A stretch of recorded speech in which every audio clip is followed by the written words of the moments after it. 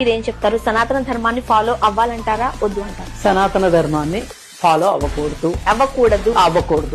ఎందుకు అవ్వకూడదు కూడా చెప్తాను నేను. ఈ రోజుకి దేవదాసి వ్యవస్థ ఉంది. అవును. ఇప్పుడు కొన్ని కులాల్లో ఇది ఉంది, ఈ ఆచారం ఉంది.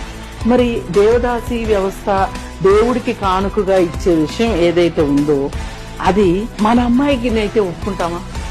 మీ అమ్మాయినైతే మీరు ఒప్పుకుంటారా?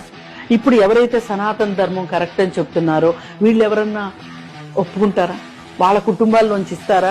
మరి నిజంగా అది దేవుడి కోసమే కదా ఆ బిడ్డను సమర్పించేది, దేవుడికి కానుకగా కదా. మరి మీరు కూడా దేవుడికి కానుకగా సమర్పించండి. 56 నుంచి 59 వరకు గనక చూసినట్లయితే ఒక బ్రాహ్మణుడు ఒక ఆదివారం పూట మీ ఇంటికి వచ్చి మీ అమ్మనో అక్కనో చెల్లినో ఎవరినైనా చూసి నాకు కావాలి అని అంటే ఆపకూడదు. ఆపితే యథా యథా హి ధర్మస్య అని వస్తాడు మళ్ళా చంపడానికి.